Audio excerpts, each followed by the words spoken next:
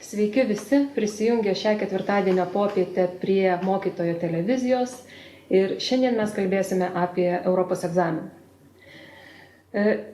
Šią transliaciją, savotiškai šis transliacija yra pirmoji, premjerinė, ją mes pradedame ketvirtadieninių transliacijų ciklą, kuriame ugdymo plėtotės centro specialistai, švietimo ekspertai pristatinės jums įvairias švietimo aktualijas, gilinsis į aktualias švietimo temas arba tiesiog padės jums dalinsis gerąją patirtimi ir metodiniais patarimais. Kai kurios šių ketvirtadieninių transliacijų bus skirtos mokytojams, tačiau daugelis jų bus aktualios tiek švietimo administratoriams, tiek tėvams, tiek patiems mokiniams. Prie mokytojo televizijos mes labai kviečiame prisidėti ir jūs, siūlant aktualias ir jums reikalingas temas, užduodant klausimus, dalinantis savo pastebėjimais ir patirtimi. Ir šiandien lygiai taip pat aktyviai galite dalyvauti jūs patys.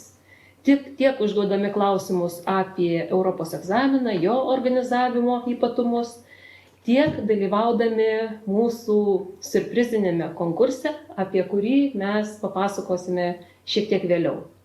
Beje, konkurso prizas, jeigu galite matyti čia prieš mus, yra knyga apie 28 ES valstybės. Taigi, o šiandien, kaip matote, gausi komanda už stalo kartu ir bandau pristatyti juos visus. Tai Vytenis Kiklys, Europos komisijos atstovybės Lietuvoje atstovas, Europos egzamino organizatorius. Labą dieną. Julius Lietinskas, jaunimo Europos komandos narys, VDU studentas. Labą dieną. Ir Paulius Mieželis, mokytojas, Europos egzamino klausimų kūrėjų komandos koordinatorius. Labą dieną. Ir šiandien esame pasiruošę papasakoti jums apie patį Europos egzaminą, kam jisai yra skirtas, kodėl jisai yra rengiamas, kaip ilgai, kaip populiarus. Pasidalinti šiek tiek įžvalgomis ir pavyzdžiais apie Europos egzamino klausimus ir taip pat pakalbėti apie pagalbą, kurios jūs galite sulaukti iš Europos egzamino rengėjų. Tai tiesiog leidžiu perimti žodį ir Vytenį. Taip, tai visų pirma noriu padėkoti už didelį susidomėjimą Europos egzaminų. Kaip žinia, šis Europos egzaminas vyksta ne pirmą kartą, tai jau 6 metai, kai mes organizuojame Europos egzaminą ir daugelį metų iš eilės sulaukiam didelio tiek mokyklų, tiek kitų organizacijų susidomėjimo. Pats žodis Europos egzaminas galbūt skamba ir truputį grėsmingai ir baisiai, bet iš tikrųjų mes norime visada pasakyti, kad Europos egzaminas yra kitoks, jis yra lengvesnis, jis yra neįpareigojantis, jis yra įdomus. Ir šiais metais mes esam netgi numatę tokią reklamą, kuri bus transliuojama per Lietuvos radiją. Tai yra, kad tai yra egzaminas, kuriame pažymiai virsta kelionėmis į Briuselį. Šiandieną mūsų gali klausytis ne tik mokytojai, bet ir organizacijų atstovai, kurie organizuoja Europos egzaminą, bet žinoma didžiausią dėmesį mes skirsime mokytojams. Taigi, apie Europos egzaminą. Tai Europos egzaminas yra skirtas Europos dienai ir mes paprastai jį organizuodavome gegužės 9 dieną, tai yra tą dieną, kai yra Europos diena, tačiau šiais metais gegužės 9 yra šeštadienis, tai natūraliai mes Europos egzamino datą pakeitėme į gegužės 7 dieną ketvirtadienį. Ir pagrindinis egzamino tikslas yra didinti jų dalyvių, mokinių suvokimą, kaip veikia Europos Sąjunga.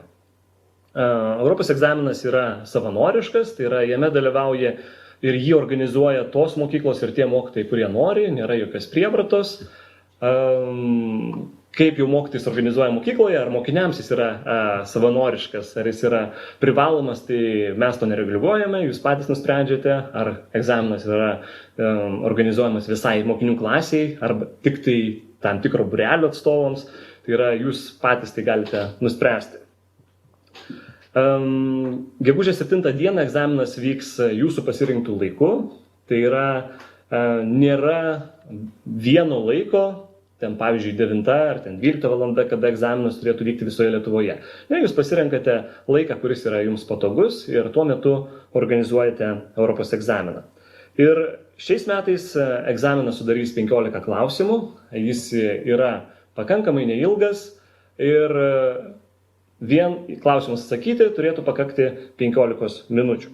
Kaip ir minėjau, ne pirmą kartą organizuojam Europos egzaminą ir mes praeitais metais buvom apklausę mokytojus, kurie organizavo Europos egzaminą ir didžioji dalis atsakė, kad patirtis organizuojant egzaminą tiek jiems, tiek mokiniams buvo labai gera ir 70% žmonių sakė, kad egzaminas buvo labai įdomus, dar 26, kad jis buvo vidutiniškai įdomus ir 93% mokytojų sakė, kad tų, kurie organizavo 2014 metais egzaminą, sakė, kad jie organizuotų egzaminą ir 2015 metais.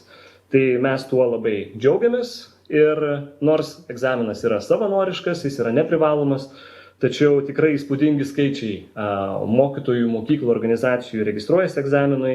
Dar iki pačio egzamino registracijos pabaigos, gegužės 4, dar yra nemažai laiko, tačiau jau turime 300 susiregistravusių mokytojų, kurie planuoja preliminariai į egzaminą įtraukti 15 000 moksleivių. Taip pat turime 70 užsiregistravusių organizacijų. Paprastai vidutiniškai Europos egzamine dalyvauja apie 20 000 dalyvių ir mes tikimės, kad šiais metais tas skaičius bus tikrai nemažesnis. Egzaminą organizuoja Europos komisijos atstovybė Lietuvoje su keliais partneriais. Tai visų pirma galiu paminėti Ugdymo plėtotės centrą, su kuriais rengiame šią transliaciją, taip pat įvairios institucijos ir Švietimo ir mokslo ministerija, ir Užsienio reikalų ministerija, ir Finansų ministerija prisideda, taip pat Lietuvos bankas, Europe Direct informacijos centrai, Jaunimo Europos komanda ir mūsų informacinis partneris yra Lietuvos radijas ir televizija. Prizai svarbus dalykas. Tai kaip ir kasmet ir šiais metais Europos egzamino nugalėtojus pakviesime į Briuselį. Kokia bus naujovė šiais metais, kad mokytojus į Briuselį pakvies Europos parlamento narė Vilija Blinkevičiūtė. Jie į kelionę į Briuselį vyks atskirai nuo savo moksleivių ir ta kelionė vyks rugsėjo rudenį. Taigi, apie patį Europos egzaminą, iš kokių dalių jis susideda. Tai Europos egzaminas susideda iš keletos dalių, tai pagrindinis egzaminas vyksta mokyklose 10-12 klasėm. Taip pat vyksta bandomasis Europos egzaminas jaunesnių klasių atstovams, 8-9 klasių mokiniams ir vyksta Europos egzaminas organizacijose. Tai šios 3 atskiros egzamino dalis, tai yra egzaminas raštu, vyksta gegužės 7 dieną, ketvirtadienį ir visų šių 3 dalių klausimai yra skirtingi. Tai yra Europos egzamino klausimai, bandomo Europos egzamino klausimai ir Europos egzamino organizacijos klausimai yra skirtingi. Ir gegužės 1-8 dienomis, tai yra visą savaitę, vyksta Europos egzaminas Facebook'e. Tai mes skatiname ir kviečiame, kad mokiniai ar kiti žmonės ir patys mokytojai gali pabandyti išspręsti Europos egzaminą prieš laikydami egzaminą raštu. Gegužės 7 dieną jie gali pasibandyti jį spręsti internetu nuo pat gegužės 1 dienos. Mūsų vėlgi apklausos rodo, kad Europos egzaminą daugiausiai organizuoja istorijos mokytojai, pilietinio ugdymo mokymai ir geografai, bet yra ir kitų dalykų, įvairių dalykų mokytojai, ir lietuvių kalbos mokytojai, ir anglų kalbos mokytojai organizuoja tą Europos egzaminą. kokius dalykus apima Europos egzaminas. Jis nėra vien apie istoriją, jis nėra vien apie pilietinį ugdymą, jis nėra vien apie geografiją, jis apima įvairius dalykus. Tai yra, galima pasakyti, tai yra tarpdisciplininis egzaminas arba integruotas egzaminas, kur yra klausimų iš įvairių dalių, iš įvairių sričių. Todėl turime mokytojų pačių įvairiausių ir kviečiame pačius įvairiausius mokytojus tą daryti. Žinau, ir etikos mokytojų yra užsiregistravusių daryti Europos egzaminą. Taigi čia yra visiška laisvė, galimybė organizuoti Europos egzaminą bet kokio dalyko mokytojai. Kalbų mokytojai dalyvauja Europos egzamine, sakykime, anglų kalbos mokytojai, todėl, kad mes Europos egzamino užduotis parengėme ir anglų kalba ir jūs galite naudoti tas užduotis Europos egzaminui. Tiesa, vertinimas yra vienodas, nesvarbu, mokinys laiko egzaminą lietuvių kalba ar anglų kalba, jo surinktų taškų suma yra lygiavertė. Tai nėra jokio papildomo pliuso tam, kad jis egzaminą išlaikė užsienio kalbą, tačiau, žinoma, interesas yra iš anglų kalbos mokytojų, kad mokiniai susipažintų su terminologija, su tais terminais ir tuo pačiu su ES temomis ir dalykais. Taigi, jau trumpai minėjau, kad pats Europos egzaminas, atsakymai į klausimus, į 15 klausimų užtrunka apie 15 minučių, tai yra vienam klausimui yra skiriama 1 minutė, tai kaip galėtų daugiau mažiau atrodyti pats Europos egzamino renginys, tai aš taip įsivaizduoju, kad yra vis tiek kažkokia tai įžanga, pamokos pradžia, kuri gali trukti nuo 5 iki 10 minučių, tada atsakymai į klausimus, po to gali būti supažindinimas su teisingais atsakymais, galbūt jūs netgi galite ne patys taisyti egzaminų užduotis, bet leisti patiems mokiniams įsitaisyti, čia jau priklauso nuo jūsų. Ne? Ir tada nugalėtojų paskelbimas, tai visą tai gali tilpti į visą pamoką arba dalį pamokos. Iš jūsų mokyklos yra išrenkamas gegužės 7 dieną vienas nugalėtojas. Lygiai taip pat ir iš organizacijos renkamas vienas nugalėtojas. Jūs gaunate kartu su klausimais vertinimo instrukciją, tai yra kaip vertinti Europos egzamino užduotis, už ką skirti tašką, už ką skirti pusę taško. Ir jūs susumuojate rezultatus, ir tas mokinys, kur surenka daugiausiai taškų, jis yra laikomas egzamino nugalėtojų jūsų mokykloje arba jūsų organizacijoje. Kas nutinka, jeigu keli dalyviai surenka po lygiai taškų? Tai jūs vis tiek turite įsiaiškinti vieną nugalėtoją. Negalima į kitą etapą praleisti ten 2, 3 ar 4 mokinius. Tai jūs galite užduoti tam mokiniui arba tiem mokiniam, kurie surinko po lygiai taškų papildomą klausimą, arba jeigu nenorite uždavinėti papildomą klausimą, galite tiesiog mesti burtus ir taip išrinkti vieną žmogų, kuris keliauja į kitą etapą. Jeigu egzaminą mokykloje organizuoja keli mokytojai, tai nesvarbu, vis tiek iš mokyklos galima registruoti į antrąjį etapą tik tai vieną moksleivį, vieną mokinį. Tai reiškia, tie keli mokytojai turi susirinkti, pasižiūrėti, kas tiek surinko taškų ir tada priimti sprendimą, kas yra egzamino nugalėtojas jų mokykloje. Egzamino nugalėtojas mokykloje taip pat mes esame paruošę diplomų šablonus, kuriuos galite rasti organizatorių sistemoje. Jūs juos tiesiog atspausdinote, užrašote vardą pavardę, ten nugalėtojo, 1, 2, 3 vietos, ar ten, jeigu norite, ir 4, 5, ir tuos žmonės galite apdovanoti ir pagerbti. Kaip viskas vyksta toliau po egzamino mokykloje? Pirmojo etapo gegužės 7 dieną, kai yra išrenkamas vienas nugalėtojas iš mokyklos arba vienas nugalėtojas iš organizacijos. Tiesa, dar turbūt reiktų paminėti, kad nugalėtojas yra renkamas tik iš Europos egzamino tarpo. Iš bandomo Europos egzamino į kitą etapą mokiniai nėra deleguojami, tai yra išrenkamas tik tai geriausias ES žinovas jaunesnių mokinių tarpe toje mokykloje ir jie toliau antrajame etape nedalyvauja. Tai jūs turite iki gegužės 12 dienos, po gegužės 7 dienos, iki gegužės 12 dienos užregistruoti mokinį nugalėtoją antram etapui, kuris laikys Europos egzaminą internetu gegužės 14 dieną nurodytų metu. Ir jeigu tas mokinys, jis pateks tarp 25 geriausių, išlaikiusių visų mokyklų nugalėtojų, tuomet mes jį ir to moksleivio mokytoją pakviesime į finalą gegužės 22 dieną, kuris vyks gegužės 22 dieną Vilniuje. Visi laikę antrojo etapo dalyviai taip pat gaus pažymas, kiek jie taškų surinko, kokią jie vietą užėmė antrajame etape ir jeigu jis bus tarp 25 geriausių, tuomet mes jį pakviesime į finalą kartu su mokytojais. Pats finalas yra pakankamai įdomus ir linksmas renginys. Jame dalyvauja ir svarbus žmonės. Praeitais metais dalyvavo užsienio reikalų ministras Linkevičius, Lietuvos banko valdybos pirmininkas.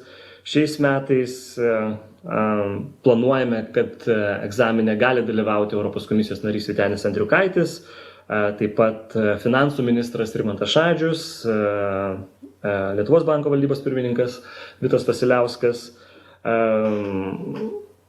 Pats egzaminas iš viso renginio užtrunka pusvalandį, likusi laiko dalis yra skirta bendravimui, mes visus pavaišiname pietumis, vyksta pramoginė programa, pernai pasirodė improvizacijų teatras Kitas kampas, šiais metais irgi planuojame pramoginę programą ir visas renginys baigėsi apdovanojimais. Mes mokytojams ir mokiniams apmokame kelionės išlaidas, tai dalyvavimas egzamine, atvykimas į egzaminą jiems nieko nekainuoja. Žodžiu, toks gražus, įdomus renginys, kurio metu yra išsiaiškinami Europos egzamino nugalėtojai. Tai tokia pirma bendra info apie Europos egzaminą, apie jo tikslus. Ir dabar noriu perduoti... Gal tada truputį, jeigu klausimų mes... Taip, gerai, prašom. Buvome paprašę siūsti klausimus iki šios dienos, iki šiandienos ir kai kuriuos jų jau atsakėme, bet liko keletas, kuriuos dabar pabandyčiau užduoti. Ir taip pat norėčiau priminti mūsų žiūrintiesiems, šiuo metu mūsų stebi apie 25 žmonės, jų po truputį daugėja. Ir jeigu norite užduoti klausimą, naudokite pokalbio langelį esantį po transliacijos langu. Ten jums reikia užsiregistruoti, tai yra pavadinti save, įrašyti savo vardą, pavardę arba vietovę, iš kur esate, mokyklą, iš kurios esate ir tiesiog užduoti klausimą. Vardas, kuo tikslesnis vardas, pavardė ar mokykla, iš kurios esate, bus svarbu ir netrukus, bandant laimėti mūsų šiandienos prizą. Na, o klausimai, kuriems mes dar turime sulaukti atsakymų, yra tokie. Liucija klausia, ar patartina daryti išankstinę dalyvių registraciją? Tai Europos egzamine dalyvių iš anksto registruoti nėra privaloma. Jūs galite tai daryti, jeigu jums taip yra reikalinga, jeigu jūs norite žinoti, kokios auditorijos tikėtis, kiek žmonių planuojate sulaukti, kiek galbūt užduočių reiktų atspausdinti ar atsakymų lapų pasiruošti, tai jūs galite tai daryti, tačiau registracija tikrai nėra privaloma.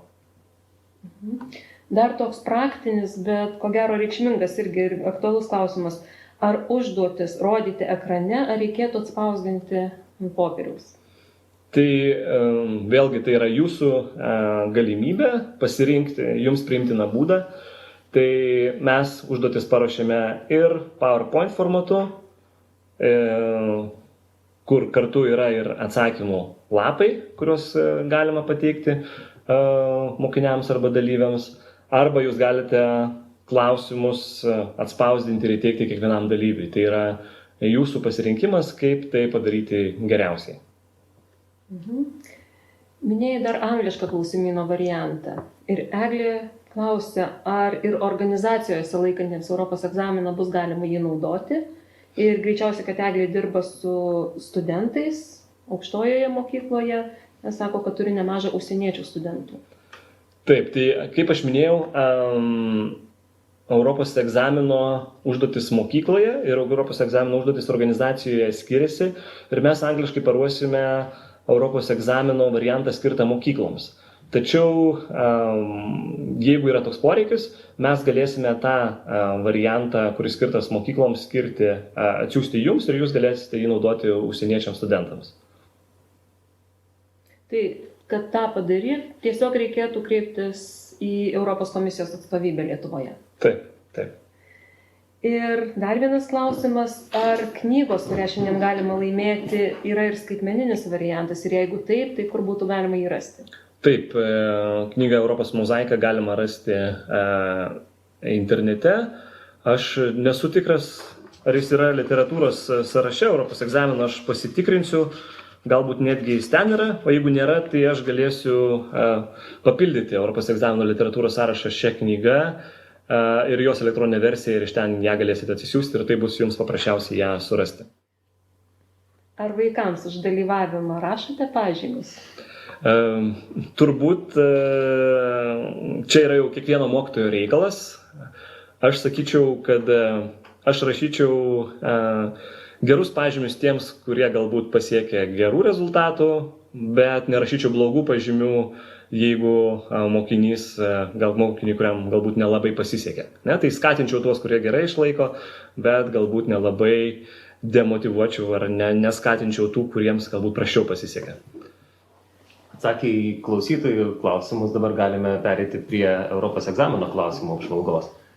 Tikiu, kad daugam yra smalsu, kokiegi tie klausimai bus šiemet, kaip jie atrodys, kiek bus panašus su praeitų metų klausimais tiem žmonėm, kurie jau organizavo Europos egzaminą.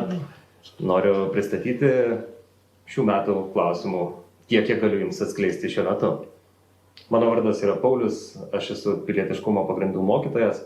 Šiemet man buvo patikėta koordinuoti Europos egzamino klausimų rengimą į šitą procesą, kuris buvo labai įdomus kūrybinis procesas, iš tikrųjų labai įdomių dalykų, atskleidžiantis ir leidžiantis juos pateikti jums klausimų pavidalu. Tai į šitą kūrybinį procesą įsijungė įvairūs žmonės, buvo ir žurnalistai, mokytojai, mokslininką netgi turėjome, menininkas taip pat prisijungė. Na ir tai buvo žmonės, kurie gyveno ne tik Lietuvoje, bet ir Vokietijoje, Danijoje. Taigi stengiamės sudaryti kuo visapusiškesnį ir įdomesnį vaizdą apie Europą. Ir šių metų egzamino klausimai yra parengti orientuojantis į 6 temas. 6 pagrindinės temos, į kurias buvo siekiama nukreipti vieną arba kitą klausimą. Ir šitos temos yra susijusios su aktualijomis, kuriuose mes gyvename. Pirmoji tema yra eurozona. Šiais metais Lietuva prisijungė prie eurozonos, tapo teisės nare ir todėl nemažai klausimų buvo skirta būtent eurozonai. Tiek Lietuvos narystė eurozonai, bet ne tik. Apskritai visos Europos mastu valstybėms, kurios naudojasi euro valiuta. Taigi kviečiu ruošiantis egzaminui atkreipti dėmesį į eurozonos žemėlapį, pasidomėti apie valstybės, apie pačią eurozoną ir nepakenktų pavartyti ir pačius tuos mums dar naujus eurus, tiek monetas, tiek banknotus. Antroji tema yra ES aktualijos. Pastaraisiais metais nuo praeito Europos egzamino vyko įvairūs dalykai ir keitėsi kai kurie ES vadovai. Tai yra svarbus pokyčiai, buvo išrinktas Europos parlamentas, vyko daug kitų dalykų, iš kurių kai kurie pavirto klausimais. Taigi, ruošiantis egzaminui, verta peržiūrėti, kas įvyko nuo praeitų metų Europos egzamino, pasižiūrėti į asmenybės, kurios yra ryškiausios Europoje ir tai gali padėti atsakyti vieną arba kitą klausimą. ES piliečių teisės ir galimybės šitama kartojasi jau ne pirmame egzamine vienaip ar kitaip ir ES suteikia savo piliečiams iš tikrųjų daug teisių, daug galimybių. Ir mes jomis galime naudotis tik tai tada, kai jas žinome. Labai svarbu jas žinoti ir būtent todėl klausimai skatina pasidomėti savo teisėmis, savo galimybėmis. O galiausiai gal kažkuris klausimas gali būti nežinomas, tačiau tai gali būti proga sužinoti. Ir iš tiesų klausimai yra ganėtinai plataus sudėtingumo spektro. Yra ir tikrai lengvų klausimų ir tokių, kuriuos atsakyti gali tikras Europos žinovas arba Europos Sąjungos aktualijų sekėjas. Ketvirtoji tema yra vystomasis bendradarbiavimas. Taip vadinama parama, pagalba besivystančiams, mažiau išsivysčiusiams valstybėms, kur Europa šiemet skiria ypatingą dėmesį vystomajam bendradarbiavimui. Šie metai yra paskelbti vystomojo bendradarbiavimo metais Europoje. Ir todėl nusprendėme į Europos egzamino klausimus įtraukti taip pat klausimus susijusius su tais kraštais, kurie ES ir jos narės teikia paramą, apskritai apie patį vystomąjį bendradarbiavimą, kaip jisai vyksta, apie ES įsipareigojimus ir siekius. Yra sukurtas specialus puslapis vystomajam bendradarbiavimui, yra ir daugiau, turiu galvoje ES vystomajam bendradarbiavimui. Šiais metais yra sukurtas specialus puslapis, yra daugiau informacijos apie tai. Įdomios informacijos iš tikrųjų verta pasidomėti ir apskritai suprasti, kad mes gyvename Europoje, tačiau Europa yra pasaulyje ir mes nesam vien tik tai Europos gyventojai, bet ir atsakingi ir už kitą pasaulio dalį, ir už pietų pusrutulį, ir už kitus žemynus. Ir su jais mums sieja glaudūs ryšiai. Ilgiausias 5 temos pavadinimas, kur sudėta viskas, kas susijęs su pačia Europos Sąjunga. Egzaminas yra Europos. Tai nėra grinai Europos Sąjungos egzaminas, tai reiškia, kad klausimai yra platesnio konteksto negu vien Europos Sąjunga. Tačiau būtent ši tema yra sutelkta į pačią Europos Sąjungos organizaciją. Kaip jinai veikia? Kokie yra sprendimų priėmimo mechanizmai, kokios institucijos sudaro Europos Sąjungą, kokios institucijos veikia, tiek didžiosios pačios pagrindinės, tiek ir galbūt kažkokios naujos, kurios buvo aktualios pastaruoju metu. Na ir Europos Sąjungos istorija. Visa Europos integracijos istorija, kuri yra įdomi ir tikrai įvairi, iš jos irgi klausimus rasite šitame egzamine. Ir be abejo įdomybės. Bet kokiam egzamine daug klausimų yra ir susijęs su įdomybėmis, kurių gal mes nerasime kažkokiuose mokymo programuose, nerasime vadovėliuose ar dokumentuose, tačiau iš bendro išsilavinimo, iš tiesiog atvirumo informacijai, kuris sklanda aplink mus, iš tokio guvaus žingeidumo, galima surasti tikrai įdomių dalykų ir žiūrėkite, galbūt tai gali padėti jums atsakyti į klausimą įdomybės apie ES narės arba apie pačią ES. Apskritai, kurie grupė stengiasi, kad visi klausimai būtų įdomus, kad visi klausimai būtų atsakomi. Ir noriu pasidalinti sėkmės receptu, kurį sudarėme sėkmės receptą, kaip galima sėkmingai pasirodyti Europos egzamine. Čia pristatysiu kelis, mano nuomonės, svarbiausius ingredientus. Pirmas dalykas tai yra žinios ir mąstymas. Šis egzaminas yra daugiausiai testo pavidalo. Tam, kad būtų objektyvus vertinimas, dauguma klausimų yra su pasirenkamais atsakymo variantais. Tačiau šis testas nėra toks, kuriame reikia žinoti labai daug. Šis testas nėra toks, kuriame yra tikrinamas tiesiog žinių sukauptas bagažas. Nemažai klausimų jūs galite išmastyti, derindami su savo turimomis žiniomis. Kviečiu taip pat įsiskaityti į atsakymo variantus, įsiskaityti klausimą. Kartais pačiam klausime gali slypėti raktas į atsakymą. Taigi, neskatinkite mokinių tik tai prisikaupti informacijos kaip žiurkėnai kuo daugiau, tačiau raginkite juos ir mąstyti. Antras sėkmės elementas yra skaitymas. Vis dėlto yra daug komunikacijos priemonių, daug būdų gauti informaciją ir skaitymas vis dar yra gerai veikiantis būdas gauti informaciją.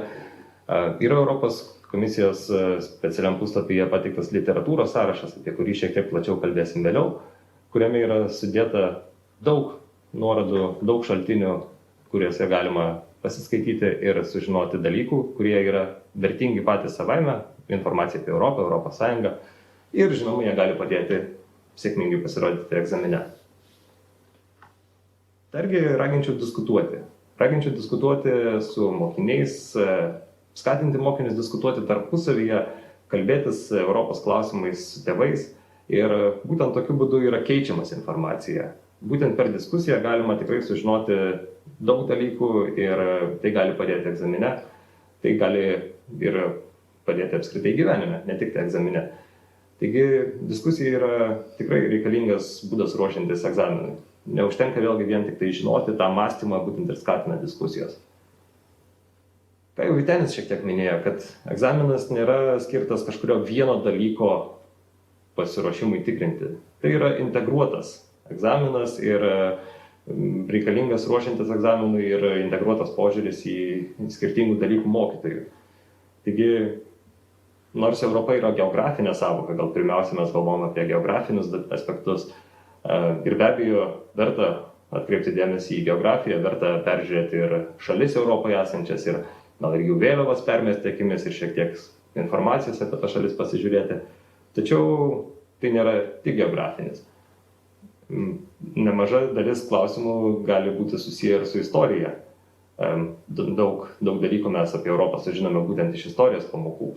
Tačiau vien istorijos žinios tikrai nebus pakankamos laimėti Europos egzaminą. Raginčiau atkreipti dėmesį ir į kalbas ir taip pat kalbų mokytojai tikrai gali drąsiai prisijungti prie egzamino organizavimo ir manau, kad tai visai susiję su kalbų mokymo dalykais ir tarp klausimų tikrai bus tokių klausimų, kurie yra susiję su kalbomis. Verta pasižiūrėti į tai, kokios Europos Sąjungoje yra kalbos, kokios yra kalbų šeimos, kokios yra įdomybės su to susijusios. Prisimenate turbūt, kad turime eurą kaip vieną iš temų, vieną iš prioritetinių temų mūsų klausimynę. Taigi, ekonomikos mokytojai taip pat gali ženkliai prisidėti prie savo mokinių sėkmingo pasirodymo egzamine. Pilietiškumo pagrindai, kurių mokytojas esu aš, kaip minėjau, yra puikia pamoka, kurios metu irgi galima skirti dėmesio būtent Lietuvos atskleidimui Europos kontekste, nes yra klausimų ir gana nemažai, kurie yra susiję su Lietuva Europoje. Vis dėlto šis egzaminas organizuojamas Lietuvoje, taigi iš Lietuvos perspektyvos, žvelgiant į Europą, irgi yra nemažai klausimų su to susijusių.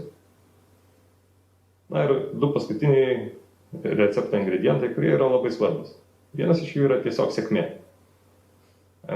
Minėjau, kad egzaminas yra testinis, yra testiniai variantai ir jeigu atsakymas yra nežinomas, galima bandyti įspėti. Kartais galima pataikyti. Tai žinoma negarantuos sėkmės pilnos, tačiau kartais gali tikrai padėti pelnyti tašką ar kitą. Ir sėkmė yra sunkiai įsivaizduojama be geros nuotaikos. Paprastai sėkmė lydi žmonės, kurie yra gerai nusiteikę. Ir šitas egzaminas yra šventė. Nors jis skamba taip egzaminas, bet iš tikrųjų tai yra didelė šventė ir gera proga įdomiai praleisti laiką. Klausimus tikrai stengiamės daryti tokius, kad jie būtų įdomus, kad jie būtų žadinantis susidomėjimą, o ne keliantis demotyvaciją ir nusivylimą. Taigi tikimės, kad į egzaminą ateis mokiniai su gera nuotaika ir išsineš iš egzamino dar geresnę nuotaiką. Patys tie klausimai vėlgi yra sudėtingumo skirtingo ir dalis klausimų, kaip minėjau, yra lengvi. Dalis yra sunkus. Nėra būtina tikėtis atsakyti visus klausimus. Vėlgi, kai kuriuose kontroliniuose 10 galima gauti tik tada, kai atsakai visus klausimus teisingai. Šie klausimynai sudaryti taip, kad vis dėlto išsidiferencijuotų mokiniai ir kad atrastų ten savo galimybę pasireikšti tiek vienos, tiek kitos srities mėgėjai. Labai retas, kuris iš mūsų išmanome tikrai visas sritis. Taigi nereikėtų nusivilti, jeigu nepavyks atsakyti visų klausimų. Čia gal pridursiu, kad ko gero aš tai bent nemačiau ne vieno žmogaus, kuris atsakytų į visus klausimus kol kas Europos egzaminui. Taip. Ir kokiegi tie klausimai? žadėjau parodyti klausimus. Šių metų klausimus jūs pamatysite, kai prisijungsite jau prie Europos egzamino, tą dieną, kai ateis laikas. Bet mes galime pasižiūrėti į ankstesnių metų klausimus, kurie mums pasirodė visai įdomus. Ir norėtume čia ir pakviesti jūs šiek tiek pažaisti. Ant mūsų stalo yra knyga Europos mozaika, knyga, kuri taip pat gali padėti ruošiantis egzaminui. Ir mes norime ją padovanoti. Vyteni, kaip mes ją dovanosime? Tai rodom klausimą ir tas žmogus turi parašyti atsakymą. Ne? Kai tik įkrenta pirmasis teisingas atsakymas į pokalbių langelį po jūsų transliacijos langu, mes greitai stabdome, sakome viskas, teisingą atsakymą turime ir užduodame antrąjį klausimą. Klausimai yra 7. Taip kad daugiausiai surinkęs teisingų atsakymų žmogus laimės prizą. Galim pradėti, pasiruošę? Gerai, tai pažiūrėkime, pirmas klausimas. Atostogaudami Zagrebe nukritote nuo išsinuomoto dviračio ir susilaužėte koją. Kokį dokumentą reikia turėti, kad už jums suteiktą būtinąją medicinos pagalbą būtų sumokėta iš Lietuvos Respublikos privalomą sveikatos draudimo fondo biudžeto? Ir jūsų atsakymai? Kaip matote, tai yra atviras klausimas. Taip. Turime atsakymą. Turim atsakymą. Ir Turime teisingą atsakymą. koks yra atsakymas? Europos medicininio draudimo kortelė. Okay. Patikslinti. Teisingas atsakymas skamba taip, kaip Europos sveikatos draudimo kortelė. Na, šitą atsakymą manau, kad galima užskaityti. Jisai yra iš esmės teisingas ir šis klausimas buvo atviras. Jis buvo be pasirenkamųjų variantų. Tokių klausimų keletas gali būti ir egzamine, tačiau jų atsakymai yra konkretus ir juos galima nesunkiai patikrinti. Antrasis klausimas skamba taip. Viena iš federalistinio ES ateities vizijų – Jungtinės Europos valstijos. Šį terminą pirmąsyk 45 metais pavartojo vienos iš antrąjį pasaulinį karą laimėjusių valstybių vadovas pavaizduotas nuotraukoje. Kuris? Ir mes jau turime atsakymą. Jeigu mes sulaukime šitą atsakymą, ar galime jį išgirsti, koks jis yra? Winstonas Churchillis. Taip. Winstonas Churchillis iš tiesų iš nuotraukos lengvai atpažįstamas žmogus, istorijos vadovėlyje yra gal net ne viena jo nuotrauka. Ir šis žmogus buvo vienas iš federalistinės ES ateities vizionierių. Dalis klausimų bus su iliustracijomis. Pastebėjome, kad tokie klausimai yra įdomus, jie gali šiek tiek praplėsti irgi žmonių akiratį. Taigi, nenustebkite egzamine išvydę klausimų su iliustracijomis. Trečiasis klausimas. Trečiasis klausimas yra, sakyčiau, tam tikriems ES teisės gurmanams. Viena iš ES teisės aktų rūšių yra direktyva. Ir kasgi yra nurodyta direktyvoje? 4 atsakymų variantai, kuriuos tikiuosi jūs matote savo ekrane. Manau, kad užtektų parašyti raidę teisingo atsakymo variantą, kurį jūs manote. Ir mes netrukus paskelbsime, koks yra teisingas variantas. Šis klausimas yra susijęs su ES veikimu, su teisė ir dalis šitų klausimų irgi panašaus tipo bus ir šių metų Europos egzamine. Ir turime teisingą atsakymą. Teisingas atsakymas yra tai, kad direktyvoje yra nustatyti pagrindiniai principai, tačiau įgyvendinimo formos ir būdai gali skirtis, kaip šie principai turi būti pasiekti. Taigi, kitas klausimas yra susijęs su piliečių teisėmis. Piliečių teisės buvo praėjusiais metais, šiais metais vėlgi piliečių teisės ir su jiems susiję klausimai bus egzamine. Ir šis klausimas skamba taip. Lietuvos narystė ES mūsų šalies piliečiams suteikia daug galimybių. Nuo laisvo asmenų judėjimo iki verslo steigimo kitoje ES šalyje. Be to, kiekvienas turi teisę dalyvauti ES politinėme gyvenime. Pažiūrėkite į paveikslėlį ir pasakykite, kuri iš šių galimybių Lietuvos piliečiams atsirado dėl to, kad Lietuva priklauso ES. Parašykite atsakymo savo spėjimo variantą raidę, to pakaks. Ir Turime teisingą Mes jau atsakymą. turime teisingą atsakymą. Labai smagu ir tikiuosi, kad visi turėjote galimybę spėti. Teisingas atsakymas yra galimybė prisidėti prie ES teisės aktų projektų siūlymo. Na, matome paveikslėlėje pavaizduotas Europos parlamento pastatas, kur toks Lietuvos pilietis neša šūsnį dokumentų pasiūlyti. Taigi, Čia piliečių iniciatyvos parašų turbūt. Jo, turbūt surinkęs milijoną parašų neša juos į Europos parlamentą. Taigi, šis paveikslėlis vėlgi, jisai padeda atsakyti klausimą. 5. klausimas.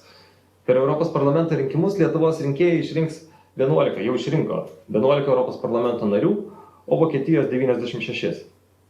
Koks yra apytikslis santykis tarp vienam Europos parlamento nariui Lietuvoje ir Vokietijoje tenkančių gyventojų skaičiaus? Sakyčiau, matematinis klausimas. Čia į tą atsakymą, kad atsakytum, reiktų žinoti gyventojų skaičių jau Lietuvos ir Vokietijos, nes šitas dalykas nėra pateiktas klausime. Būtent. Bet atsakymą turime jau teisingą. Jau turime teisingą atsakymą. Taip, tai šis klausimas vėlgi siejantis kelis dalykus yra siejantis žinias, reikia šiek tiek žinoti vis dėlto apie valstybių gyventojų skaičių ir pritaikyti matematiką. Ir teisingas atsakymas yra D variantas, kur yra 1:3 dalių. Taigi, matome, kad Vokietijos Europos parlamento Vokietijoje yra gyventojų gerokai daugiau negu Lietuvoje, šitą žinome. Tiesa, jeigu neklystu, jų yra tarp 80-90 milijonų. Taigi, kaip paaiškinti šitą atsakymą, tai kad vienam parlamento nariui Vokietijoje tenka 3 kartus daugiau rinkėjų negu Lietuvoje. Arba tai reikštų, kad Lietuvoje išrinkti Europos parlamento narį užtenka 3 kartus mažiau rinkėjų negu Vokietijoje.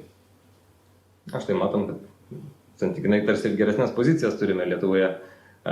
Daugiau atstovų turime Europos parlamente, jeigu taip santykiai žiūrime pagal gyventojus. Na ir turime dar 2 klausimus. Tai raginu neprarasti ūpo, nepasiduoti ir toliau aktyviai dalyvauti. 6. klausimas apie eurozoną. Čia matote 4 šalių kratinius, išrinkite, kur yra išvardytas vien tik eurozonos narės.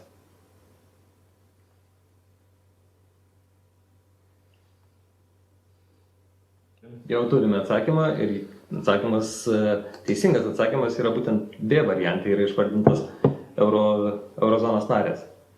Jeigu pažiūrėsime į kitus atsakymo variantus, tai A galime atmesti, nes Lenkija nėra eurozonos narė. D variantą galime atmesti, nes Švedija nėra įsivedusi euro.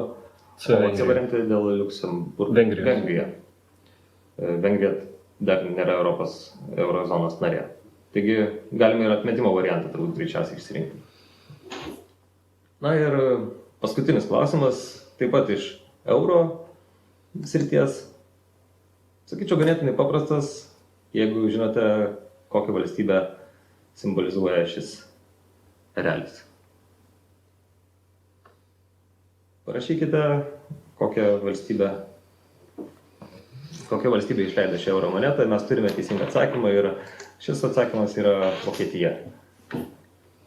Lietuvos euro monetos visiems gerai pažįstamos ir vytis pavaizduotas ant mūsų monetų yra dabar gerai pažįstamas ir kitiems ES gyventojams, kur keliauja mūsų monetos. Tokių monetų su Vokietijos ereliu galima surasti ir Lietuvoje. Visai neseniai piniginėje radau vieną tokią. Tai štai, apžvelgiam klausimus. Kažkuo panašios struktūros klausimai bus ir šiemet. Bus testinių klausimų, bus iliustruotų klausimų, bus klausimų susijusių su labai specifiniais dalykais, bus klausimų, kuriuos galima atsakyti tikrai iš bendro išsilavinimo. Kokie bus šitie klausimai, pamatysite dalyvaudami egzamine. O dabar labai įdomu sužinoti iš tikrųjų, kokiegi mūsų lošimo rezultatai. Ir mes turime, kaip sakyti, labai aišku nugalėtoją ir aišku lyderį ar lyderę.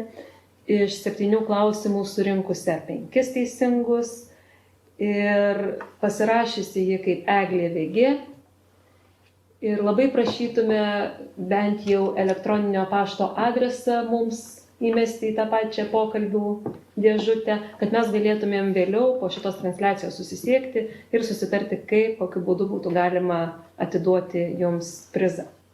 Tai sveikinam. Sveikinam, Eglė.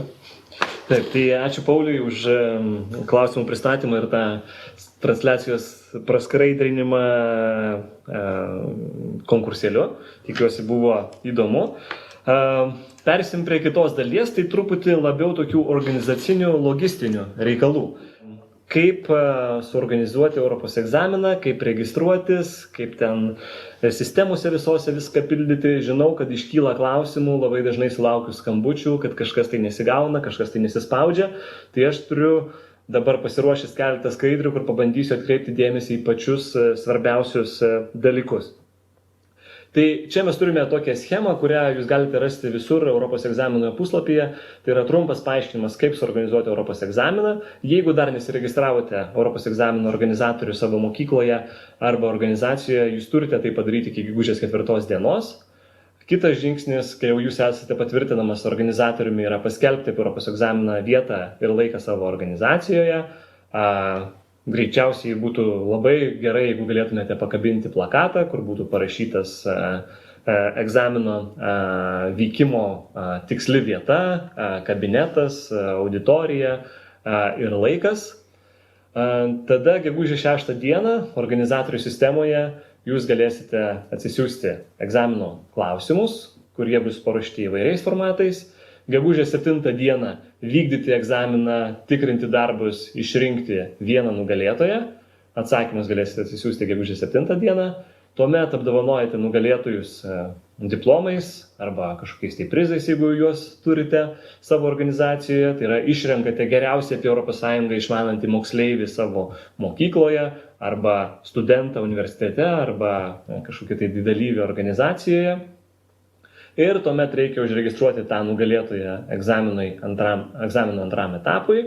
Žmogus laiko egzaminą antrajame etape ir jeigu jam pasiseka, jeigu jis papuola tarp top 25 moksleivių arba top 15 organizacijų, mes juos pakviečiame į Europos egzamino finalą. Visa informacija apie Europos egzaminą yra skelbiama svetainėje Pažink Europą LT. Ten iš karto pamatysite kvietimą registruotis, arba galite eiti į atskirą Pažink Europos skiltį skirtą Europos egzaminui ir ten yra pakankamai daug informacijos apie ES ir apie dalyvių patirtis, kaip jiems sekėsi organizuoti egzaminą ir mokytojų patirtis ir pasiūlymus, ką jie rekomenduoja kitiems mokytojams darant Europos egzaminą. Tai tą puslapį tikrai galite pavartyti, pasižiūrėti ir rasti ten naudingų dalykų. Literatūros sąrašą. Atsiprašau, dar ne prie literatūros sąrašo, tai čia yra tas pagrindinis puslapis Europos egzamino, kur yra visa esminė informacija skirta mums. Čia galite rasti ir literatūros sąrašą, ir visą informaciją skirtą mokykloms ir organizacijoms, ir laikantiems egzaminą internetu. Jeigu paspausite ant žemėlapio, pamatysite, kokios mokyklos ir organizacijos jau yra užsiregistravusios Europos egzaminui, tai galite pasitikrinti, ar jūsų mokyklos duomenys mes jau esam įvedę, ar jūsų organizacijos duomenys esame įvedę. Tas nevyksta automatiškai, mums reikia 1 ar 2 dienų, kol mes perkeliame duomenys iš registracijos sistemos į žemėlapį, tai tą pačią sekundę nepulkit tikrinti, ar atsiradote žemėlapyje, bet už poros dienų galite pasižiūrėti, ar jūs jau ten esate.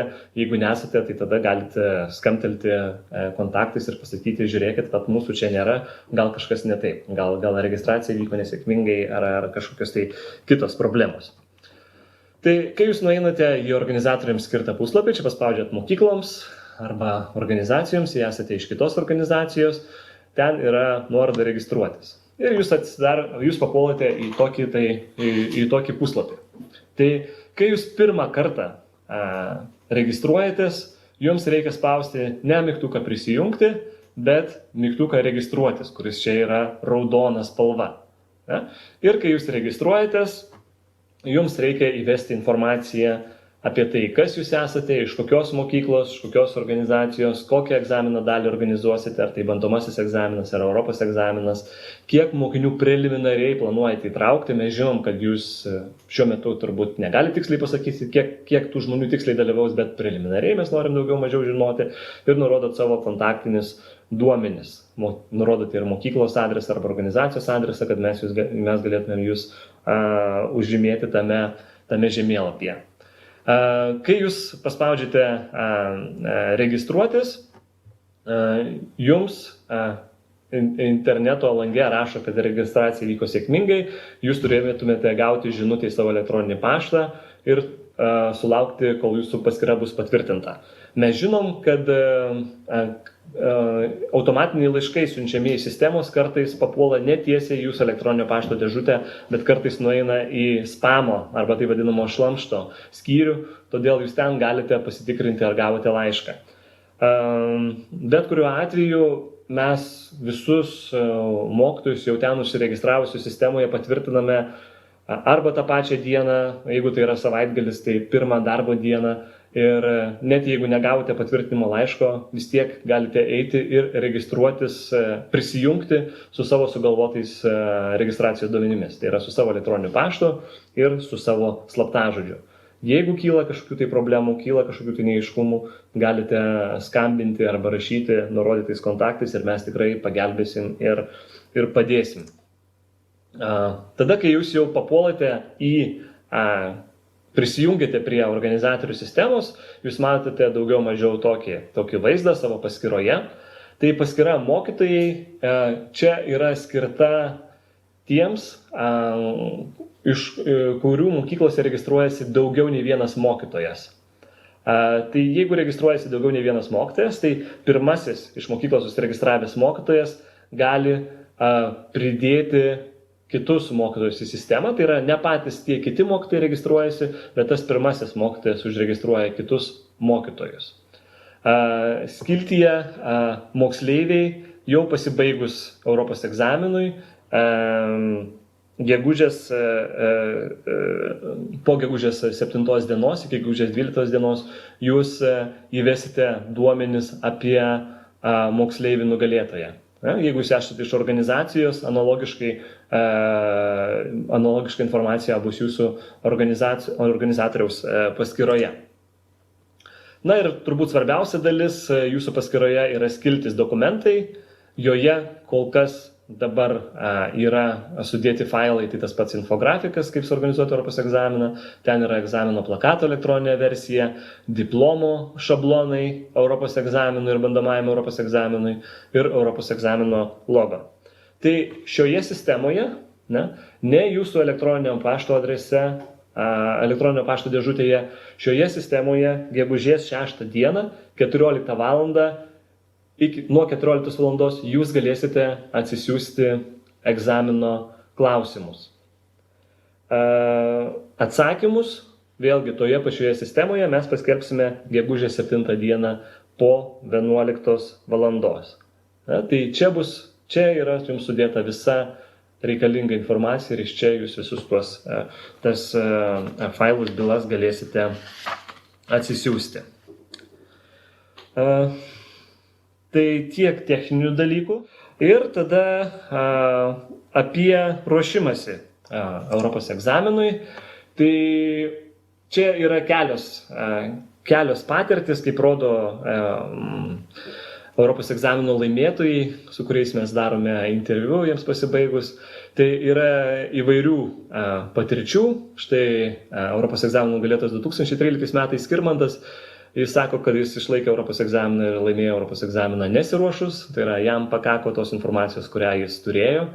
Turime tokių patirčių, kur mokinys nieko nežinojo apie Europos egzaminą likus 2 savaitėms iki pačio Europos egzamino. Jis pradėjo ruoštis, skaityti pirmajame etapui, nugalėjo pirmajame etape, tada pradėjo dar labiau domėtis, skaityti antrajame etape ir tapo Europos Sąjungos žinovu, tapo Europos egzamino nugalėtoju.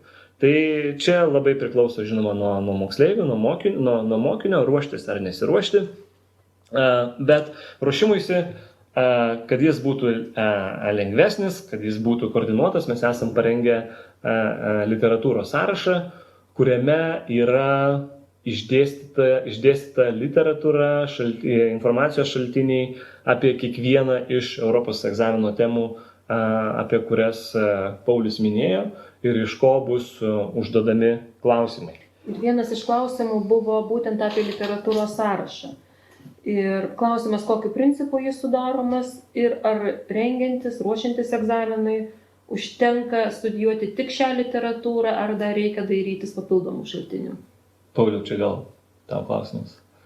Tai sudarytas, manau, buvo tuo principu, kad surinkta informacija, kuria yra prieinama, įdomi ir tinkama mokiniams besidomintiems Europos Sąjungai. Ir būtent atkreipiant dėmesį į temas, kurios skirtos klausimams. Klausimai, į kurias orientuoti. Šis sąrašas yra platus. Tikrai nemanau, kad jį būtina visą išeiti. Taip pat šis sąrašas nėra vienintelis įmanomas būdas gauti teisingus atsakymus. Dalis klausimų bus tokie, į kuriuos jūs atsakymų čionais taip tiesiogiai suformuluoti nerasite.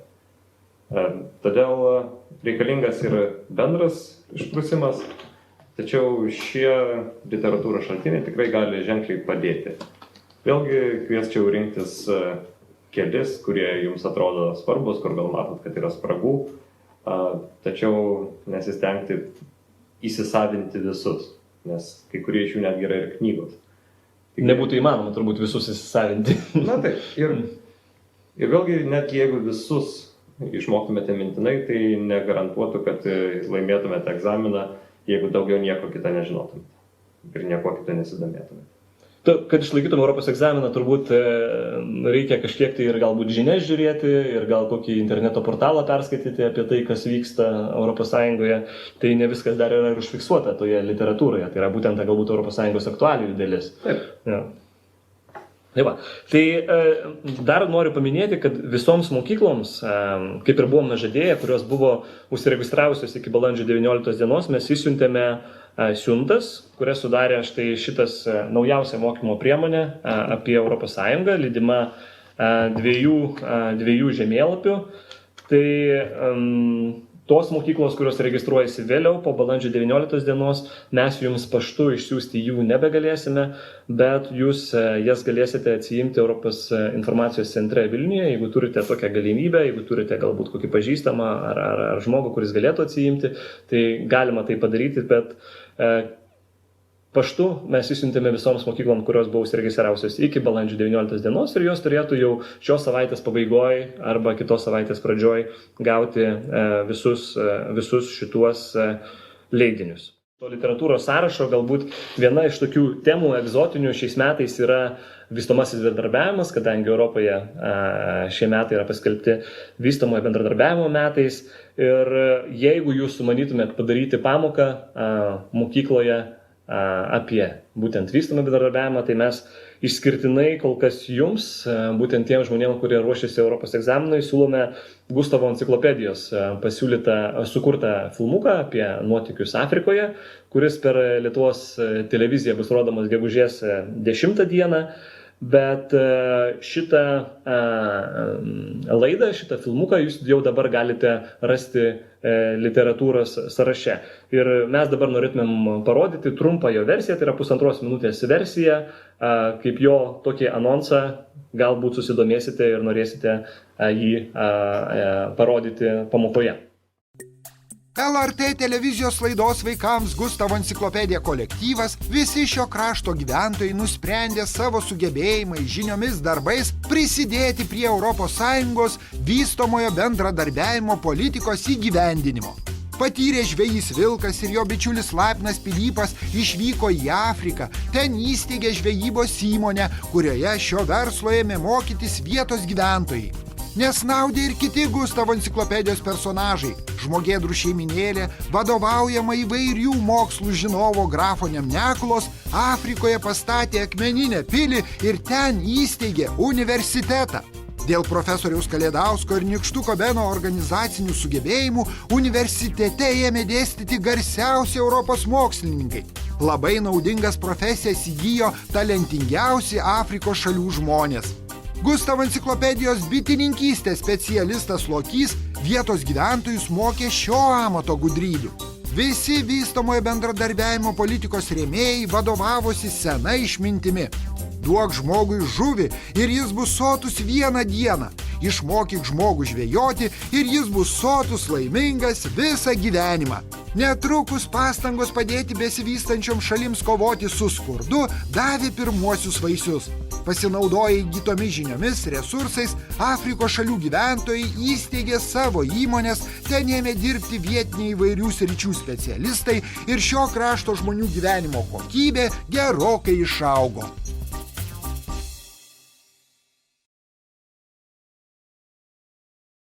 Tai toks filmukas, kurį galite naudoti pamokoje, po to galbūt organizuoti kažkokią tai diskusiją. Literatūros sąraše taip pat rasite daugiau informacijos apie vystomojo bendradarbiavimo metus. Tai jeigu ši tema jums atrodo aktuali, įdomi, prašom, naudokitės ir tikiuosi pavyks mokinius sudominti. Kita galimybė prieš Europos egzaminą yra pasikviesti į savo mokyklą, pravesti pamoką jaunimo Europos komandos narį. Tai Julius yra jaunimo Europos komandos narys, tai papasakok, Juliau, ką mokytojai, kuo naudingai galėtų būti jaunimo Europos komandos nariai mokytojams. Taip, tai turbūt jau kaip ir pastebėjot, ruoštis Europos egzaminui nesiūloma vien tik tais tradiciniais metodais, perskaityti literatūrą ir jau galima sakyti, jūs jau tikrai gerai išlaikysite tą Europos egzaminą, keliausite į Briuselį, bet siūloma ir diskutuoti, nuolat domėtis aktualijomis ir taip pat galbūt atnešti tų interaktyvių metodų ir į savo klasę. Vieną iš šių interaktyvių metodų siūlome ir mes, jaunimo Europos komanda. Esame jaunų žmonių tinklas, kuris siekia, naudojantis įvairiais interaktyviais, žaismingais, smagiais tokiais metodais, supažindinti savo bendramžius su Europos Sąjunga ir temomis, kurios susijusios su Europos Sąjunga. Tai mūsų tikslas galbūt nėra kuo išsamiau tai padaryti, bet vėlgi tai padaryti kuo įdomiau ir tiesiog paskatinti savo bendramžius domėtis Europos Sąjungą ir tomis temomis, kurios galbūt iš pirmo žvilgsnio atrodo, labai rimtos, sudėtingos. Ir vėlgi mes esame orientuoti į tą principą bendramžiai bendramžiams. Mes nesame profesionalai ir tiesiog žiūrėdami arba ruošdamiesi savo pamokoms mes siekiame pagalvoti, ko mums tai būtų įdomu arba kas mums būtų įdomu ir būtent tą paminėti savo užsiėmimuose. Organizuojame ne vien tos įprastus pristatymus, nors žinoma jų netrūksta, orientuojamės į įvairius kitus metodus. Čia matote nuotrauką iš paprasto pristatymo, taip pat iš Europos stalo žaidimo turnyro. Taip pat vedame debatų turnyrus, skaitome pranešimus, galite mus pasikviesti perskaityti pranešimą jūsų organizuojamame renginyje arba konferencijoje. Taip pat organizuojame orientacinės varžybas, flashmobus, dalyvaujame tarptautinėse projektuose ir apie tokias panašias jaunimo galimybės supažindiname savo bendramžius. Tai turbūt elementarus klausimas, kaip galime jums ir jūsų mokiniams padėti ruoštis Europos egzaminui. Ir atsakymas toks pat elementarus, tiesiog pasikvieskite mus į savo mokyklą, mes ateisime, pravesime užsiėmimą. Užsiėmimų temos būna pačios įvairiausios ir labai priklauso nuo jūsų pačių interesų, nuo tiek jūsų kaip mokytojo, tiek jūsų klasės. Tačiau temos dažniausiai būna panašios, tai kodėl Europos Sąjunga susikūrė, kuo jis svarbi, kaip priimami sprendimai, kokią įtaką mes kaip Lietuvos piliečiai, kaip Europos Sąjungos piliečiai galime daryti Europos Sąjungos sprendimams. Ir žinoma, vyresniems mokiniams galbūt pasakome apie galimybės jaunimui, savanorystę, Erasmus Plus programą, apie Eurozoną, žinoma, vystomąjį bendradarbiavimą, turbūt dominuojančią temą šiais metais. Ir vėlgi jūsų pasiūlyta tema, mes esame atviri jūsų pasiūlymams ir esame lankstus, tiesiog norime, kad galbūt iš jūsų idėjų sulaukti ir, galime pasiruošti tiesiog sudėti kai kurias temas arba papasakoti vien tik tai apie jaunimo galimybės, priklauso nuo jūsų pačių poreikių. Galimas užsiėmimų formos vėlgi pačios įvairiausias, tai nuo pačių tų, sakykime, elementarių pristatymų iki užduočių grupėse, debatų, protų mūšių, viktorinų arba netgi turėjom kelias filmo peržiūras ir po jų sekė tokios mini diskusijos.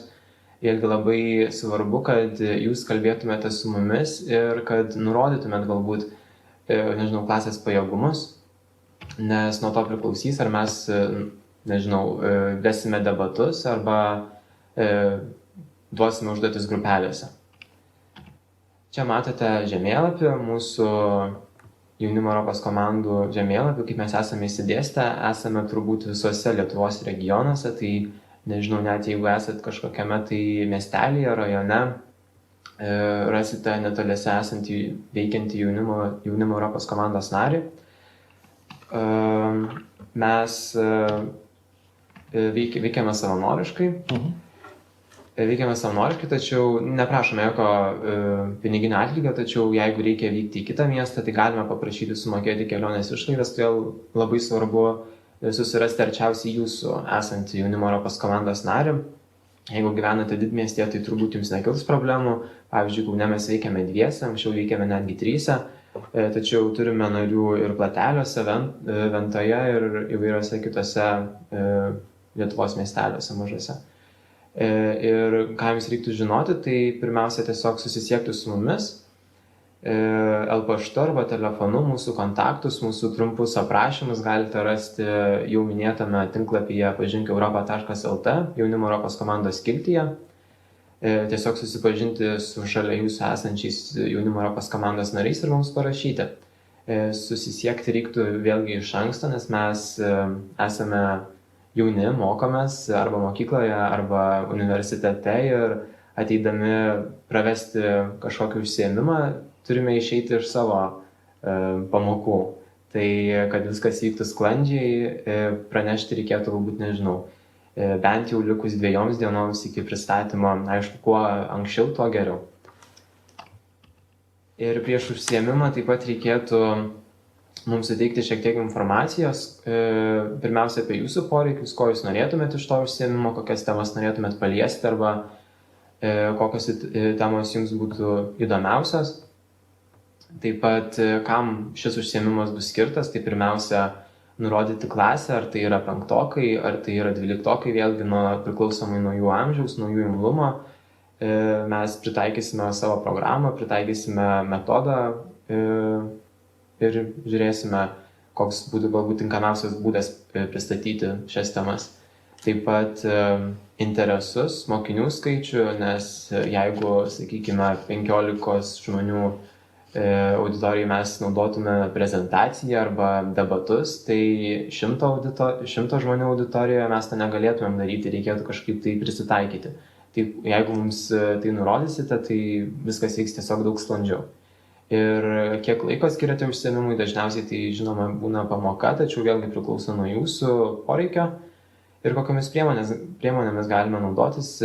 Vėlgi dažniausiai naudojamėmis prezentacijomis, tai yra medijomis, bet jeigu tokių neturite, neišsigąskit, galime tiesiog prisitaikyti vėlgi prie jūsų pačių poreikių ir žiūrėti, kaip būtų patogiausia, galbūt netgi būtų įdomiau tai padaryti, nesinaudojant skaidrėmis ar ten kažkokiam prezentacijom, o nežinau, kažką kito sugalvoti. Tai tiek ir vėlgi norėčiau priminti, kad nesame profesionalai, bet esame entuziastingi, norime padėti ir domimės ES patys, nuo to ir pradėjome ir norime uždegti galbūt savo bendraamžius tuo, nežinau, domėjimuose dvasia ir tiesiog sudominti juos tokiamis gal iš pirmo žvilgsnio baugiamis temomis. Tai tiek. Tai va, tai visa informacija pažinkeuropą.lt skiltyje ir ten rasite, kaip ir sako, žmonių aprašymus, jų kontaktus arba elektroninį paštą arba telefoną. Susisiekite iš anksto. Nėra garantijos turbūt, kad žmogus galės, nes jis mokosi, bet jeigu tai padarysite iš anksto, tai yra įmanoma. Taip pat galim akcentuoti dar tai, kad ši galimybė egzistuoja ne tik prieš Europos egzaminą, bet ji egzistuoja per visus metus, tai jeigu nepavyks pasikviesti jaunimo Europos komandos nario prieš Europos egzaminą, galbūt surasite kitą tinkamą laiką, kažkokią tai pamoką, renginį vesite, tai pakvieskite, integruokite ir pasinaudokite tą galimybę, kai jaunas žmogus kalba kitam jaunam žmogui, turbūt suprantamesnė kalba, geriau supranta jų interesus, tai naudokitės. Tai ką, tai artėjom visiškai prie pabaigos. Pabaigai čia įdėjau tokį citatą Ugdymo plėtotės centro direktoriaus, kad Europos egzaminas yra geras ir mažas žingsnis pažinti Europą. Tikiuosi, kad šituo pristatymu pasidarė šiek tiek aiškiau, ko galite tikėtis, kokia yra nauda, kokie yra klausimai, kaip viską organizuoti. Ir žinau, kad dar turim keletą neatsakytų klausimų, tai gal tada atsakykime juos. Keletas gal praktinių labai klausimų. Minėjai, kad į finalą, dalyvavimą finale gegužės 22 dieną, bus kviečiami mokytojai su mokiniais į Vilnių ir kelionės organizavimas ar apmokėjimas yra padengiamas tiek mokytojams, tiek jų mokiniams. Taip, apmokame ir mokytojo, ir mokinio išlaidas, tai mes nurodome kvietime, kurį siunčiame tiems mokiniams, kurie papuola į top 25 ir jų mokytojams, tai tas yra viskas labai aišku. Ir dar vienas klausimas. Egzaminas, kaip žinia, nėra privalomas. Ir kas motyvuoja mokinius jame dalyvauti? Arba kaip juos galima būtų labiau užnorinti, įtraukti? Tai turbūt labai geras klausimas, gal į jį galėtų atsakyti geriausiai mokytojai, tačiau aš pabandysiu iš savo paties kaip organizatoriaus perspektyvos atsakyti. Tai aš manau, kad keletas dalykų gali motyvuoti dalyvauti Europos egzamine. Tai vienas iš jų yra prizai, tai yra pažintinės kelionės į Briuselį, kurios tos pačios kelionės, jos nėra tiesiog ekskursijos po Europą, bet tai yra labai tikslinė kelionė lėktuvu 2 dienų į Briuselį, kur yra susipažįstama su ES institucijomis, praleidžiamas tenai 2 dienos, susitinkama su pareigūnais, dirbančiais įvairiose srityse, jaunimui aktualiais klausimais, su jais yra diskutuojama. Tai iš šitos kelionės paprastai mokiniai parsiveža labai gerus įspūdžius. Tada yra galimybė būti geriausiai mokykloje, patekti į finalą, kuris jau pats savaime dalyvavimas finale yra pakankamai neblogas dalykas, kaip sakiau, pats renginys yra tikrai ne tik tai egzaminas, bet tai yra kartu ir šventė. Tai, kaip sakė praeitų metų viena iš nugalėtojų, kuri dalyvavo Europos egzamine vieną dieną ir kitą dieną po Europos egzaminą dalyvavo valstybinėme egzamine, man atrodo, istorijos buvo valstybinis egzaminas, ir jinai sakė, kad į tą egzaminą po laimėjimo Europos egzamine jinai ėjo kur kas labiau pasitikėdama savimi ir turėdama kur kas daugiau informacijos, praplėtusi savo žinojimą apie ES, kokių klausimų galima pamatyti ir sutikti ir pačiame istorijos egzamine ar ten geografijos egzamine. Ir dar turbūt geras dalykas yra egzaminų baimės įveikimas, nes žinom, kad mokiniai labai bijo laikyti egzaminus, ypač tuos, dėl kurių ten gali sugriūti gyvenimas, ten apsiversti viskas aukštyn kojom. Tai šitas egzaminas nieko blogo negali nulemti, tai yra tiesiog egzamino laikymo patirtis, tu pabandai, pasižiūri, kaip jautiesi, turi streso, neturi streso, kaip tau sekasi su juo kovoti, tai dar viena iš tokių privalumų, ne, tai yra pabandyti laikyti egzaminą ir po to galbūt, kai eisiu į kitus egzaminus, man jau bus lengviau, nes aš žinau, kaip aš jaučiuosi, ko aš galiu tikėtis iš egzaminų. Ir dar vienas klausimas, paskutinis. Ar šią informaciją po transliacijos bus galima kur nors kažkur rasti? Tai mes šiek tiek pasitarėm su Vyteniu, tai patį pristatymą PowerPoint'o failą, jisai bus įkeltas į dokumentų skiltį jūsų kaip organizatoriaus paskyroje, o transliacijos įrašą, greičiausiai, kad jau kitos savaitės pradžioje, jūs galėsite rasti Mokytojo TV. Tai klausimai kol kas išseko ir greičiausiai, kad laikas po truputį baigti ir mūsų pristatymą. Jeigu turėtumėte dar ką nors pasakyti mus stebintiems, žiūrintiems žmonėms dėl egzamino, dėl dalyvavimo, Palinkėjimą kokį tai. Pauliau, linkėsi? Aš linkiu pasinaudoti sėkmės receptą, kurį pristačiau, ir receptas pats savaime nėra valgomas, tam reikia jūsų darbo šiek tiek. Tai padarykit tai, ką siūlau, ir patirsite gerą rezultatą, kaip minėjau, gerą nuotaiką. Vėliau, ką nors? Aš tai palinkėsiu naudotis ne tik sėkmės receptų, kurį pristatė Paulius, bet kurį ir aš pristačiau. Ir domėtis Europa, kuri nėra taip jau toli nuo mūsų, visada, ne vien prieš egzaminą, susigripti, perskaityti ten kokį nors straipsnį įdomesnį, bet ir, nežinau, tiesiog rugsėjo mėnesį, gruodžio mėnesį, domėtis nuolatos. Žodžiu, nebūtinai egzaminai, Taip, dėl savęs. Bandyti draugauti, Taip. bet... Taip, o aš galiu pasakyti, kad jeigu liko neatsakytų klausimų arba jeigu susidurėt su kažkokiam tai problemom, tai visur Europos egzamino svetainėje rasite mano kontaktus, Vytenis Kviklys, mano telefono numerį darbinį, tai gali būti, kad kartais neatsiliepsiu, bet daugelį atveju tai padarysiu. Jeigu neatsiliepsiu, parašykite elektroniniu paštu ir aš jums tikrai atsakysiu ir padėsiu išspręsti kažkokias tai problemas, techninės, ar tai būtų netechninės problemos, kažkokie tai kitokie klausimai. Tai kreipkitės, mielai jums padėsiu.